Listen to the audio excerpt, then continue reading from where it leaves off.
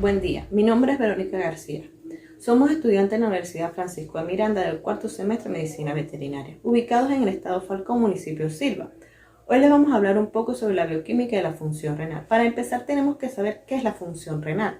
Es el estudio de los procesos bioquímicos en los riñones y que son esenciales para mantener el equilibrio químico en el cuerpo, contracorriente, fenómeno que se produce en la fisiología renal. Permite los gradientes homostáticos a lo largo de los túbulos renales, favoreciendo la reabsorción de agua y la concentración de solutos en la orina. Este proceso es fundamental para mantener el equilibrio hídrico y la homeostasis de electrolitos en el organismo. Existen dos tipos esenciales de contracorriente de concentración y contracorriente de intercambio de urea. Estos mecanismos son esenciales para la capacidad de los riñones para producir una orina.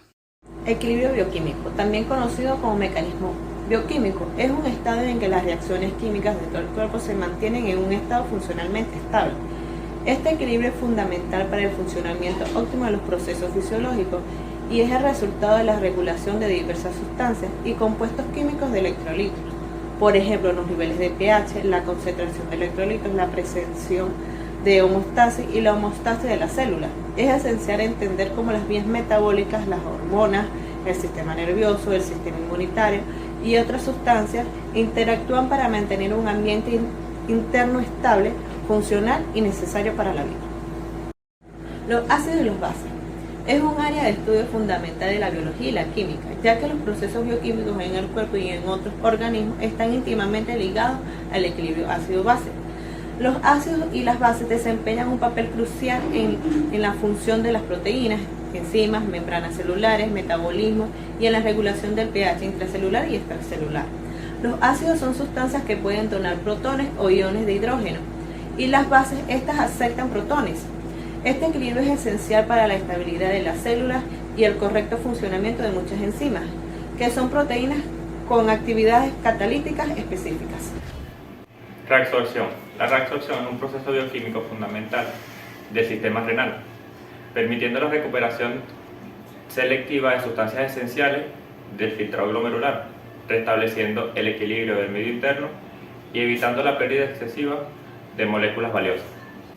Continuando con la terminología básica, vamos con la filtración glomerular. La filtración glomerular es un proceso dinámico y selectivo que permite que el agua, las sales, la glucosa y los aminoácidos y otras sustancias esenciales se filtren del plasma hacia el espacio de Bowman, mientras que las proteínas y los glóbulos rojos permanecen en el torrente sanguíneo. Este proceso se lleva a cabo a través de la barrera de filtración, el cual está compuesto por los componentes el endotelio de capilares glomerulares, la barrera basal glomerular y los podocitos, células encargadas de la filtración. Continuando con la filtración glomerular, una vez que la orina primaria se forma en el espacio de Bowman, continúa su procesamiento a través de las diferentes partes de la nefrona, donde se reabsorben los nutrientes y el agua, para luego finalmente se excreta como orina, desechos y toxinas. Hablemos de filtración glomerular.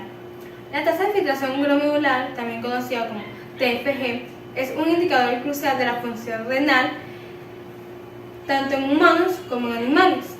En medicina veterinaria, la TFG se utiliza para saber la capacidad de filtración de los riñones en el proceso de desecho de la sangre.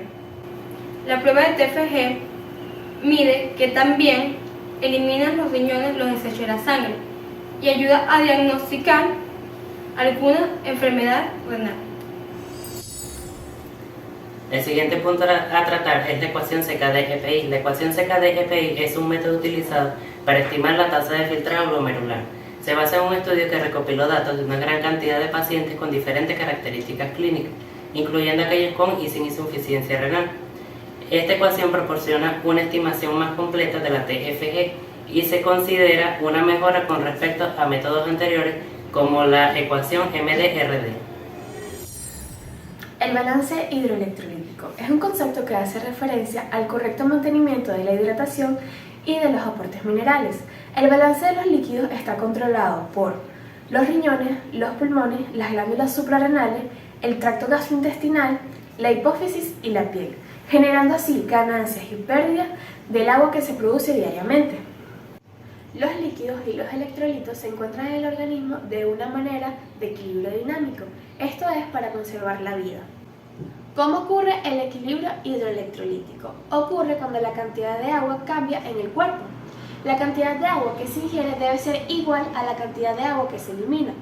Si no, puede ocurrir una deshidratación o una sobredeshidratación.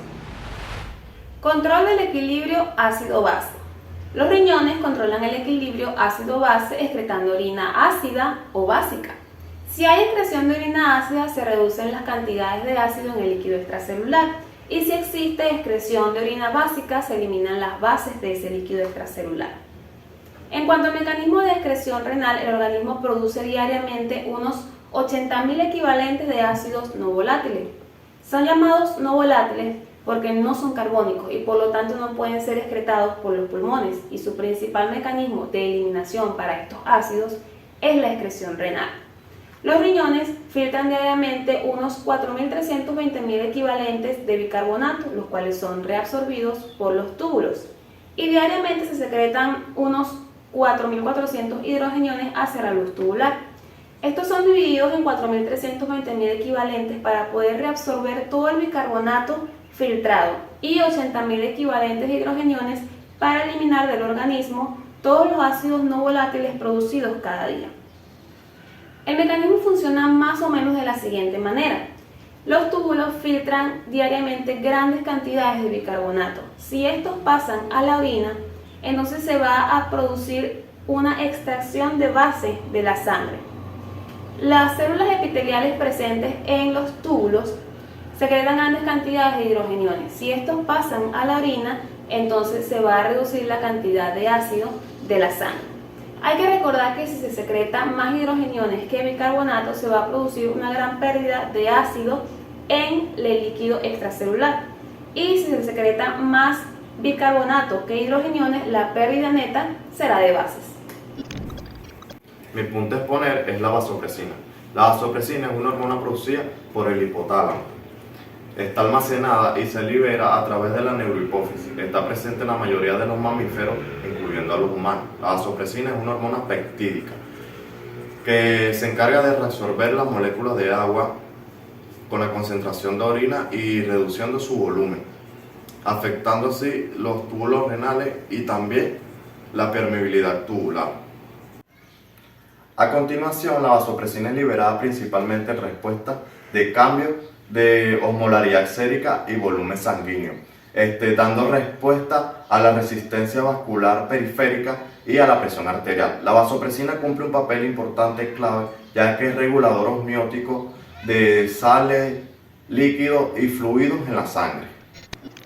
Para culminar, la vasopresina es una hormona peptídica producida por el hipotálamo, pero posteriormente es almacenada en la hipófisis para ser liberada en la sangre.